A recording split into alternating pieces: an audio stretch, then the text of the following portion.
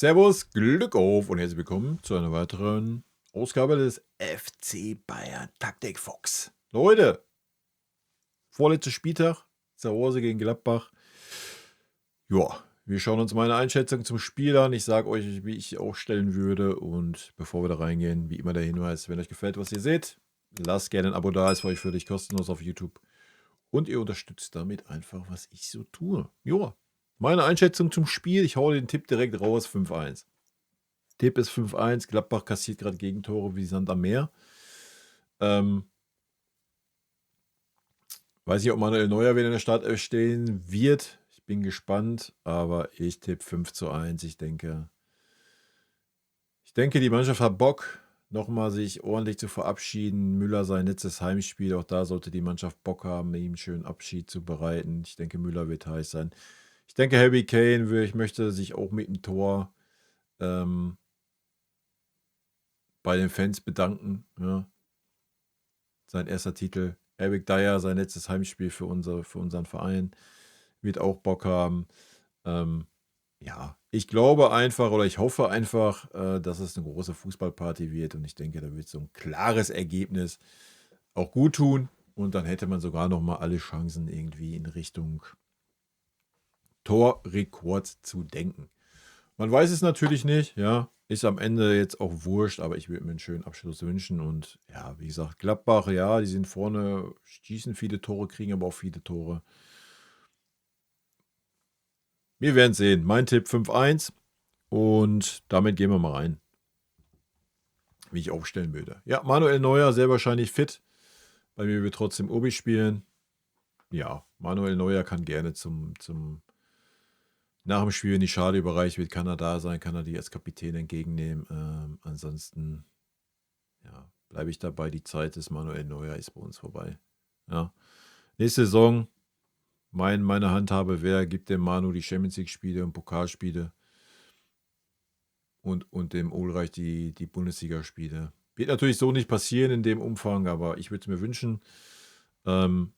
Ist auf einem guten Weg, der Ulreich. Ihm jetzt wieder die Spiele wegzunehmen und ein Neuer vor die Nase zu setzen, wäre völlig unnötig. Ja. Also. Aber sehr wahrscheinlich wird es so kommen. Ja. Gut. Wir können ihn endlich wieder vorne als No-Brainer reinstellen, weil die Gelbsperre ist weg. Harry Kane natürlich. Zweiter No-Brainer.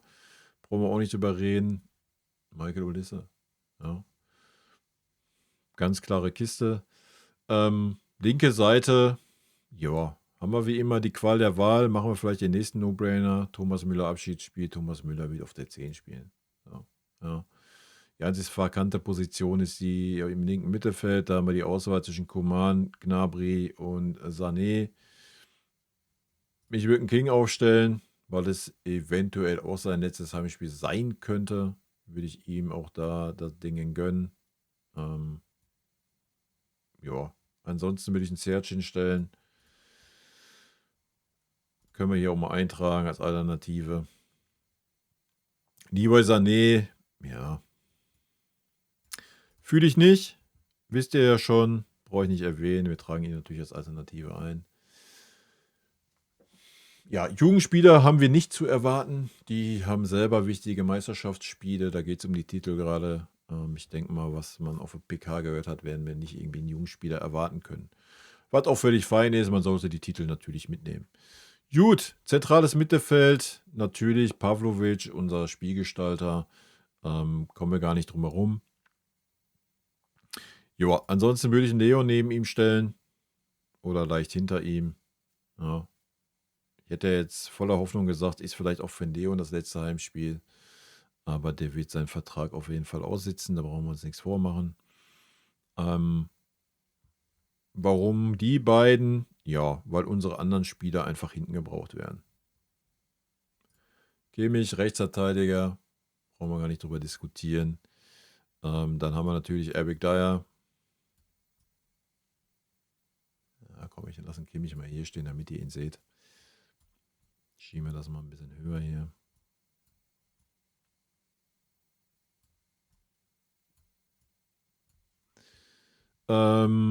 Linke Seite oder linker Innenverteidiger Stani und linke Seite dann natürlich Conny Leimer. Na, natürlich, man könnte jetzt auch sagen, man macht mal einen ganz wilden Move und stellt einen Coman als Linksverteidiger, hat er ja auch schon mal gespielt, beziehungsweise Rechtsverteidiger, glaube ich. Und zieht einen Conny Leimer ins Mittelfeld. Aber ja, so viele Alternativen haben wir jetzt gerade auch nicht. Wir haben natürlich für die rechte Seite hier einen Boe als Alternative, aber das war jetzt, weiß ich nicht, gegen Leipzig jetzt auch nicht die große Offenbarung irgendwie. In der Innenverteidigung weiß ich nicht, wie es mit Kim aussieht. Ist natürlich dann eine Alternative. Dann wäre natürlich ein Stunny frei. Aber ich denke, in Kim tut es auch einfach mal gut, dass er sich jetzt mal ein bisschen schont.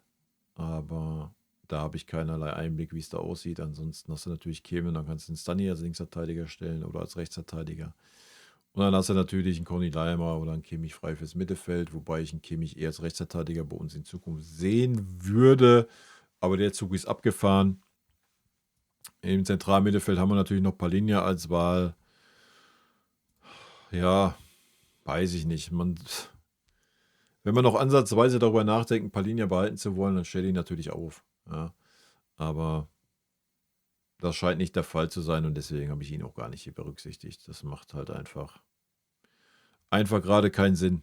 Ja, leider. Ansonsten war es das. Ja, das ist, wie unsere Alternativen aussehen. Wir könnten hier noch den Vidovic eintragen. Sollte ja Teil dieser Mannschaft sein, auch wenn ich nicht weiß, ob der überhaupt zugegen ist. Sieht man ja so gut wie nie. Ja. Aber das wird im Großen und Ganzen der Kader sein, der zur Verfügung steht. Und wenn man sieht, ist das jetzt nicht gerade viel. Ja. Von daher ist da auch nicht viel Spielraum, wie man es macht. Ja. Wie es wahrscheinlich kommen wird, ja, wie gesagt, sollte ein Kim spielen können mit einem Stalin nach links gegen Conny Reimer, der Rechtsverteidiger Kimmich in die Mitte mit Pavlovic. Müller, Olisse, Kane wird bleiben. Links wird wahrscheinlich in Leroy Sané anfangen, weil es einfach irgendwie der Liebling ist. Was weiß ich, keine Ahnung. Kann ich persönlich nicht nachvollziehen. So wird es sein.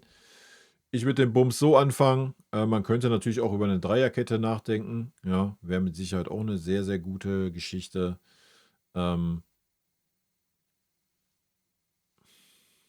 könntest du halt mit 2 Achtern spielen zum Beispiel. Ja, könntest den ganzen Bums natürlich einfach auch so gestalten. Ja. Und dann stellst du den Bums so. Ja, stellst den Pavlovic ein bisschen aus der defensiveren Posi und machst die Pressingmaschine vorne rein. So ein bisschen die Pfeiltaktik. Bedeutet aber natürlich eine Menge mehr Laufarbeit für die Außen. Ja, die müssten nochmal einen Tacken defensiver agieren. Aber wäre natürlich auch eine Möglichkeit. Ja. Möglichkeiten hätten wir genug. Aber da wir das bisher auch noch nie gespielt haben, gehe ich von der Viererkette aus und wird auch bei der Viererkette erstmal bleiben. Conny Leimer wird ja auch gar nicht klarkommen. Was soll der im zentralen Mittelfeld? Kennt er ja gar nicht die Rolle. Hat er bestimmt schon verlernt, da zu spielen. Gut, Leute, das wäre meine Aufstellung. Ich wünsche uns ein super Spiel, ein schönes Meisterspiel, ein schönes Meisterfeier, ein schönes Abschiedsspiel von Thomas Müller in der Allianz Arena. In diesem Sinne, rot-weiße Grüße gehen raus. Vielen lieben Dank für euren Support hier auf dem Kanal. Haut rein, bis dann. Tschüssi! Vielen lieben Dank für euren Support hier auf dem Kanal. Und in diesem Sinne, gute Freunde kann niemand trennen.